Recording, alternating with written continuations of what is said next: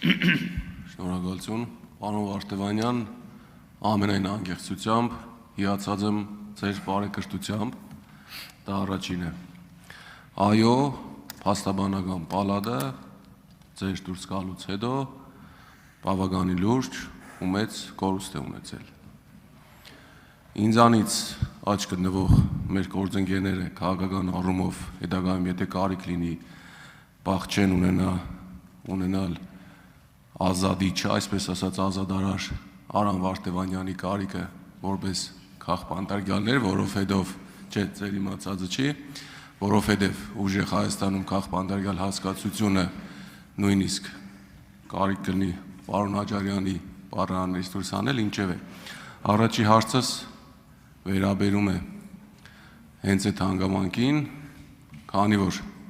ձեր մոտ շատ լավ ու իդեալական ստացվում էր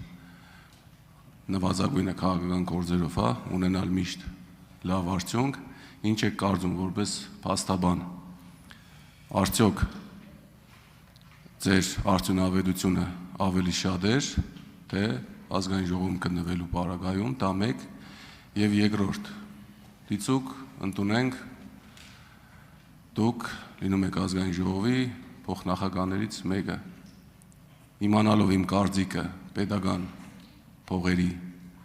անիմաստ վատման, անիմաստ ծախսման առումով, ինչ եք մտածում ծառայողական, օրինակ, մեքենա ունենալու մասով, եւս երրորդ փոքրիկ արդեն արձագանքի ժամանակ կասեմ։ Շնորհակալ եմ, ըստ էության փաստաբանական գործունեության ընթացքում արդյունավետ եմ եղել թե ոչ, թող գործընկերները այն անձինք, որոնք վստահել են ինձ իրենց շահերի պաշտպանությունը, հանրային ճանաչում ունեցող եւ հանրային ճանաչում չունեցող մեր հայրենակիցները իրենք կտան գնահատականը։ Արդյոք կկարողանամ արդյունավետ լինել որպես պատգամավոր, անկեղծորեն եմ ասում, հույս ունեմ, որ կկարողանամ, որովհետև ժամանակահատվածը եւ ժամանակաշրջանը, որում հիմա գտնվում ենք, չափազանց պատասխանատվություն ենթադրող է, չափազանց բարձր պատասխանատվություն ենթադրող է, անհանգստություն ենթադրող է։ Ես չեմ կարծում, որ Հայաստանի Հանրապետությունում մեր հայրենակիցների ստվար զանգվածը ներքին այդ անհանգստությունը չունի։ Ես հատուկ ուզում եմ ընդգծել, նշվածը չեմ ասում այն իմաստով, որ մեր հայրենակիցները պետք է ծանրություն ունենան իրենց առօրյայում։ Ես պատկերացնում եմ, որ պետական իշխանության առաջնային գործառույթը պետք է լինի մարդկանց կյանքի որակը եւ մթնոլորտը փոխելու մասին։ Բայց արդյոք կարող ենք անտեսել, թե ինչ ծանր ժամանակահատված ենք տեսնում։ Հատկապես 2020 թվականից մինչ օրս չենք կարող անտեսել։ Հիմա կլինեմ արդյունավետ թե ոչ, առաջ ասված լինենք արդյունավետ։ Ուժեղ Հայաստան խմբակցությունը լինի առավել արդյունավետ, այնպես ինչպես մեր հայրենակիցները պատկերացնում են, այնպես ինչպես այդ պատասխանատվությունը մենք գիտակցում ենք։ Ծառայողական ավտոմեքենա կամ նման ծախսերի հետ կապված, շատ անկեղծ ասեմ, երևի ժամանակին, երբ ծառայողական ավտոմեքենայի ինստիտուտը ստեղծվել է, Հայաստանի Հանրապետությունում օրինակ քչերն էր, որ սեփական իրենց ավտոմեքենան ունեին։ Եվ հաճախ մարդիկ, որոնք օգտվում էին ծառայողական ավտոմեքենայից, իրենք իրենց սեփական ավտոմեքենան չունեին, իրենց սեփական տրանսպորտային միջոց չունեին։ Ես ունեմ։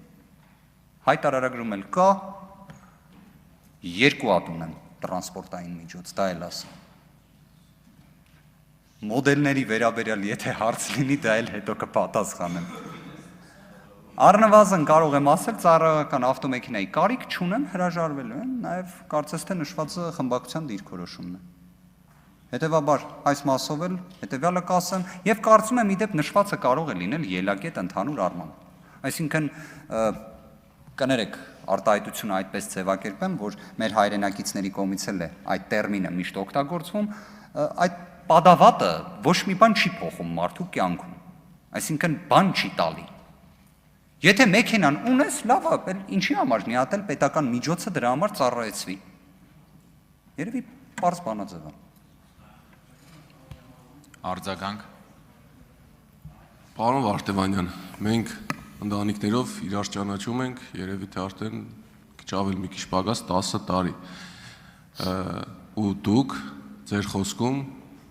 մեր քննարկումների ժամանակ միշտ ասել եք, որ ընտանիքը պետության հիմքն է, լավ ընտանիքը պետության հիմքն է։ Ճիշտն ասած, իմ համար մի քիչ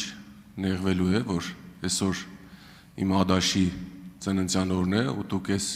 ամբիոնից չեք շնորհավորում ու չեք անդրադառնում այդ թեմային։ Շնորհակալություն։ Շնորհակալ եմ ձեր արձագանքի համար, առիթը օգտագործեմ։ 2016 թվականին օգոստոսի 6-ին ծնվել է իմ առաջին զավակը Ռուբեն Վարդևանյանը։ Ռուբ ջան, ցավդ տանեմ, ծնունդդ շնորհավոր, խելոք բալիկ լինես, մամային, պապային լսես, Աստված պահապան բոլոր երեխաներին։ Ադաշը Շնորհավորում ենք, պարոն Վարդանյան։ Շնորհակալ։ Սուզաննա Ավետիսյան։